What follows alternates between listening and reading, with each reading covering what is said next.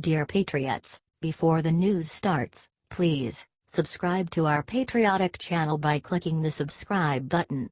Give us a thumbs up to this video. Don't forget to leave your opinion below in the comments section. Share the news on Facebook and Twitter so you friends see it. Thank you.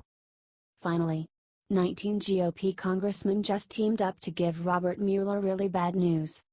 19 GOP congressmen signed a letter today calling for congressional hearings on Special Counsel Robert Mueller to keep him and his Democratic donating lawyers accountable.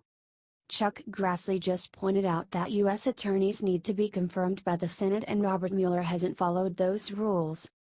This team has sweeping authority and an open-ended mission, yet they are allowed to operate largely in secret, selected by and ultimately accountable to only one person, Mr. Mueller himself. With numerous reports emerging almost every day on possible conflicts of interest and allegations of political bias, it would be in the interest of both the public and the special counsel team to speak to the American people through their elected representatives in Congress. Accordingly, we respectfully request that one of both of the Judiciary Committees immediately convene a public and open hearing or series of hearings to bring Mr. Mueller and his team out of the shadows and into the public square. Greg Jarrett recently spelled it out on Fox News. There have now been 17 radical left-wing lawyers hired to take down Trump via the Mueller investigation.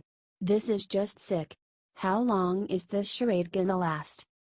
Help share this everywhere if you want the Mueller investigation to be over with. We need to stop this madness.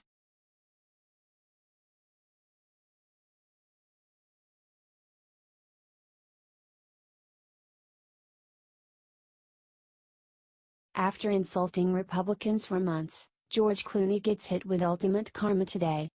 A former ER co-star came out and reported about on-set harassment and the fact that George Clooney had blacklisted her. The show was bankrolled by Weinstein. Clooney said in an interview with the Daily Beast that he never saw any of the sexual acts in the 20 years that he knew Weinstein. He said there were rumors.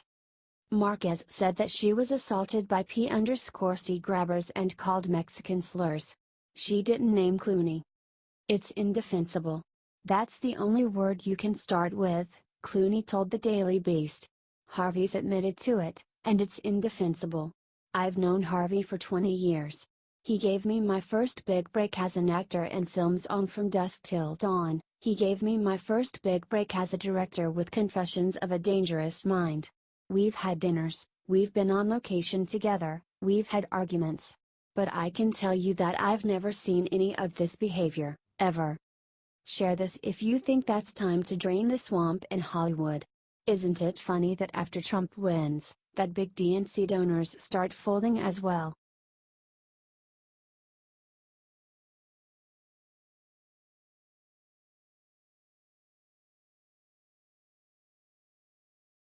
When Melania walked off Marine One today, everyone noticed new thing about her.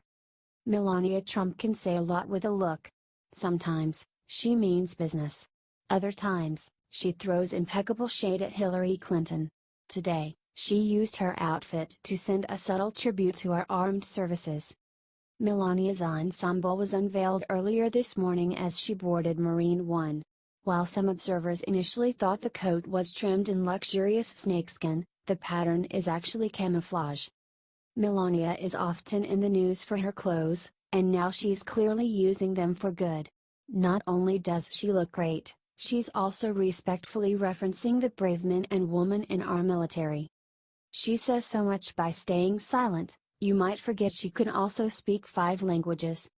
But today, her biggest statement was made without saying a word. Comment stunning. And share if you love Melania and our military. Thank you, Melania, for having such impeccable class.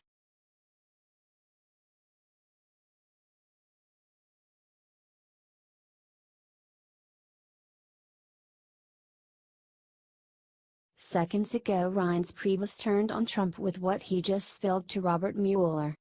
Former GOP chair and Trump chief of staff, Reince Priebus, just left the office of special counsel leading the Russia investigation. Previously accused of working from within the administration to undermine efforts, Priebus lawyer, William Burke released a telling statement. According to Politico's Josh Dawsey, Mr. Priebus was voluntarily interviewed by Special Counsel Mueller's team today. He was happy to answer all of their questions. From my perspective, being happy to volunteer to provide information to an investigation intended to take down the president is certainly par for the course for Steve Bannon's accused leaker. While serving President Trump in the administration, Priebus and Bannon had locked horns on numerous occasions on how to advance the Trump agenda. Bannon leading the populist anti-establishment wing while Priebus would do the bidding for the establishment GOP. This move by Priebus is only raising new questions to Priebus loyalties. Simply volunteering information to special counsel without a fight leads me to believe he is either afraid of being swatted like Paul Manafort, or he is simply following orders of the old guard who has been fighting Trump since day one. Do you trust Reince Priebus? Scroll down to the comments and weigh in below.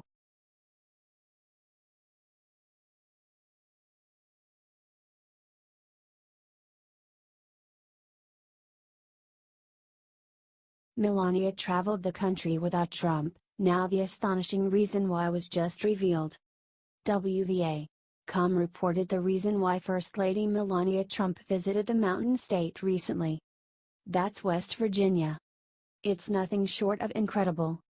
I want to support you and give Lily's place a voice, said First Lady Melania Trump.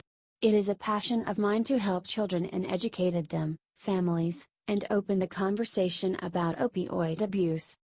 First Lady Melania Trump visits Huntington, West Virginia Recovery Center. First Lady Melania Trump visits Huntington, West Virginia Recovery Center. Posted by WVVA News on Tuesday, October 10, 2017. Awesome. What a class act. WV Senator Joe Manchin, a Democrat rumored to be switching his affiliation to the Republican Party, released this statement. I'm pleased the First Lady has come to West Virginia to bring national attention to the front line of the opioid epidemic and to learn firsthand about the impacts the opioid epidemic is having on children in Huntington and across our state, Senator Manchin said. The work Lily's Place does is crucial to helping our communities and families overcome opioid addiction, and I will continue to support the work they do. I look forward to continuing to work with President Trump, the First Lady, and with the Opioid Commission to find an end to this horrible crisis. Fellow WV Senator Shelley Moore Capito, a Republican, had this to say. I'm thrilled the First Lady traveled to West Virginia and was able to see firsthand the incredible work being done at Lily's Place. Not only does her visit signal a real commitment to making the opioid crisis a national priority, but it is also a testament to how our state is leading the way to combat the drug epidemic.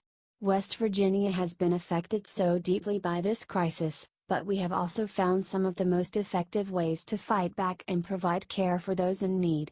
Lily's Place is a perfect example of how others across the country can also work to combat addiction and its consequences, and I'm so happy the First Lady helped shine a light both on the problem and one of many solutions.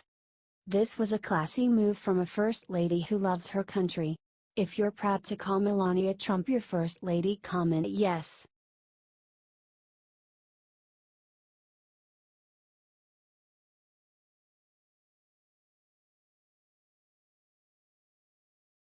People should be in jail. Geraldo came back from Puerto Rico and totally exposed what they're doing to Trump. The liberal media has been in full-on assault mode with their attempt to make Puerto Rico President Trump's Katrina. Since Hurricane Maria hit, the left has been lying about what is really happening on the ground. Geraldo Rivera's family actually lives in Puerto Rico, and he was stunned by the amount of falsehoods being spread against our president. He has been getting the worst, most dishonest press about his visit to Puerto Rico, Rivera said. It is staggering to me how unfair, how grotesquely unfair, the reporting has been, he added. Rivera said the people of Puerto Rico love Trump and were extremely enthusiastic about his visit and called the reports against Trump fake news. 70% of Puerto Rico was out of power before Maria hit, Rivera said. The dishonest media has totally been misleading the public on the situation in Puerto Rico. Even the liberal-leaning NPR admitted that Puerto Rico was a mess before the hurricane hit. Puerto Rico already had a notoriously fickle power supply and crushing debt, The power authority effectively declared bankruptcy in July. Power outages were routine, even in cities. Wow, you won't hear that on CNN.